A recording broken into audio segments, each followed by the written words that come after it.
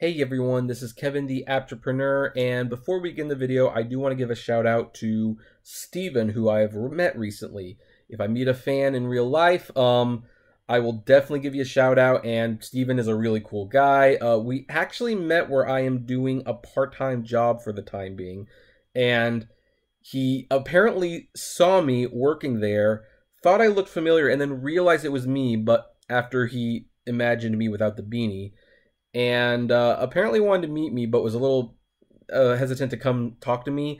So my boss comes in and says, "Oh, by the way, Kevin, someone watches you on YouTube and wants to meet you." And it was kind of like, "Really?" And it's like, "Are you kidding?" And he's like, "No, really." And I met him. You know, we hung out. He was a really cool guy. Next time we saw each other, he asked to take a picture. I gladly took a picture. That is the first fan photo I've ever taken. So thank you, Steven. It is people like you that make it possible for people like me to not only be able to do this all the time, but to be able to take a part-time job because we want to take it, not because we have to take it. So thank you so much. Now then, we got to talk about how much Amazon sucks again. And the story today sounds really good. It sounds really good on the surface, but I just do not trust this company. I do not trust this company. I blame them for a lot of the retail chains closing, including hindering Toys R Us's ability to sell things online. I blame them for shutting a lot of small-time businesses and online e-commerce sellers out with their ridiculous A to Z policies. And while they were fighting a head tax in the city of Seattle, because thanks to Seattle has basically been outpriced for a lot of people. Amazon successfully defeated it, and then Jeff Bezos went on to make like another $3 billion. Richest dude in the world now. Well, Amazon has said, hey, have no fear. We want to help you open your business so that you can deliver our packages, of course. According to Engadget, Amazon promises speedy deliveries, especially for Prime members who might not be pleased to get their purchases late when they have to pay $20 more for a subscription going forward. To be able to keep up with the demand and stay true to its word, the e-commerce titan has launched an initiative that encourages people to start their own small package delivery businesses for the company. The Amazon Delivery Service Partner Project offers entrepreneurs discounted Amazon-branded vehicles for delivery, branded uniforms, fuel, and comprehensive insurance coverage, among other things, for a minimum investment of $10,000. Interested, business-minded folks will need more money than that, since the $10 grand doesn't cover drivers' wages. However, Amazon will reimburse qualified military veterans up to $10,000. The company also says that participants have the potential to earn up to $300,000 in profits every year for a 40-vehicle fleet. Those who choose to go all out and get 40 vans for their business would obviously have to shell out more money, though, especially since they need to employ around 100 drivers to run things smoothly. The initiative is now available in over 24 states, but the company will launch it in more locations if enough people are interested. Dave Clark, Amazon's Senior VP for Worldwide Operations, told the New York Times that it's hoping to get hundreds of signups over the next year. If it becomes a hit in the US, it might eventually be rolled out to other countries around the world. According to Amazon, the project won't completely replace its delivery partners, UPS and United States Postal Service, which is the USPS, although I'm sure they definitely want that to be the case. Clark also denied that it was created in response to the president's accusations against the company. We're going to ignore that part because it's really not that important to this. Amazon has an agreement with the post office that sets the rates of deliveries for the company. The details of that agreement aren't public, but according to experts, Amazon hasn't been a burden on taxpayers at all. It even brought in $19.5 billion in 2017. Yeah, in terms of the USPS, Amazon is definitely a good thing. I don't agree with Trump at all when he says that Amazon takes advantage of USPS. Amazon's one of the reasons USPS is still around. I don't like to give out Amazon too many compliments, but that one I can safely do. Anyway. Now then, here's where it's probably going to be important to you guys, because this was what I was thinking. This initiative also won't completely replace Amazon Flex, which pays people with their own vehicles to deliver packages for the company with the promise of earning at least $18 an hour. Those interested in the opportunity may want to take note, however, that they and their delivery drivers won't be classified as Amazon employees or even independent contractors. They'll completely own the business they put up, except they'll have a contract with Amazon that prohibits them from using the discount advance to deliver anything else other than the tech transmission. So, yeah. So basically what this is franchising. This is franchising. This is the McDonald's thing. So here's the thing.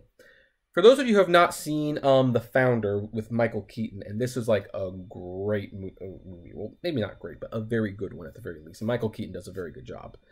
And in that movie, Ray Kroc, the founder of McDonald's, is having a hard time making money off McDonald's and imposing the strict guidelines on the stores he needs because the stores are franchised by people. And that means they pay to use the McDonald's name, the cups, the characters, and everything else, but it's their business. They can do what they want with it. And Ray Kroc didn't like that. That's when someone gave them the smart idea. You're not in the burger business. You're in the retail business. You're in the land ownership business. Buy the land, build the McDonald's on top of the land, and by owning the land, you can revoke the lease if they don't follow your specific instructions to the letter. And that's why McDonald's is such, that's something you don't really want to get into because, well, first of all, it's fast food, and fast food is definitely on, not on the way out, but less people are eating it. Well, let's just be honest. But you're paying McDonald's a lot of money to franchise a restaurant, but you don't control the wages, you don't control how much you charge for the items, you don't charge the ingredients. I mean, McDonald's location owners have hated the dollar menu for years because they don't make money off the dollar menu, but they have to, adhere to McDonald's rules, even though it's their business apparently. And here's what we see that coming in again. You are buying into Amazon. You are building up your distribution center. You are paying the employees. You are, paying for the trucks. You are paying for this. You're paying for the fleet. But you can only deliver for Amazon because Amazon's providing the trucks. Amazon is buying the trucks.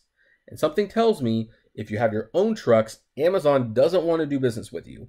This is definitely Amazon's attempt to replace the post office. They will franchise out the delivery services. They will get people to buy into a delivery Amazon-owned franchise where you will use the Amazon trucks, you will have their uniforms, you will have their technology, and you will deliver their packages. You will pay into them, and you will make money. I'm not going to say you're not, but as a true business owner, do you have the right to refuse service? Do you have the right to make changes? Maybe you decide, hey, I want to use these trucks instead of Amazon's trucks. Well, no, because Amazon will pull your contract. They will pull the packages. You will lose that business, and as a business owner, you don't have any other contracts to fall back on because you were locked in exclusively with Amazon because they provided the trucks and the uniforms and all these things. So yeah, this is Amazon taking over just one more thing and coming right off the heels of them buying that pharmaceutical company or whatever the heck it was, where they're now going to start controlling the medicine as well. I mean, guys, I know I have a lot of Amazon fans because these Amazon videos are the least popular videos I make. Bar none, people hate it when I complain about Amazon. They only talk about how great it is, how cheap it is, how convenient it is. And in all fairness, if you're a consumer, it's pretty great. You don't see the scars that have been problems with this company for a long time. But here's the question. How big can Amazon get? When is too big too big? I've been asking this question a lot, especially with the recent Fox acquisition thing, which I have not talked about nearly as much as I would have liked to, but that's probably better for the personal channel, where, if Disney gets Fox, they control 40% of the movies out there. If Comcast gets it, they control 35% of the movies out there. When is too big too big? And Amazon crosses that line. They way crossed the line as far as I'm concerned. They are too big with a capital B-I-G space B-I-G again. I don't trust this company. I see nothing but a very shady proposition. This is Amazon getting their own delivery fleets, their own consistent delivery fleets, but getting the public to buy into it. And since they control all the aspects, the business owner will eventually either be left holding the bag, he might even be ousted out of his company, as some McDonald's franchisees have found out when they try to unionize their store. They find that, hey, they lose access to the store. They were paying for it. They have a license fee. It's supposedly their business. They still lose the store because they don't call the shots.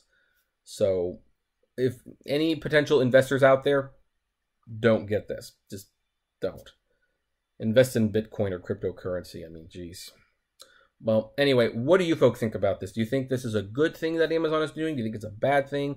What do you think the long-term end game is from Amazon for this particular service? And what do you think is going to happen to Amazon Flex? Do you think Amazon Flex is going to go away? I would love to know. So comment below, like, favorite, share, subscribe. If you enjoy the videos I make, consider becoming a Patreon member. It's totally optional, but even $1 a month goes a long way to helping the channel run smoothly. And as always, flame responsibly. Have a good one.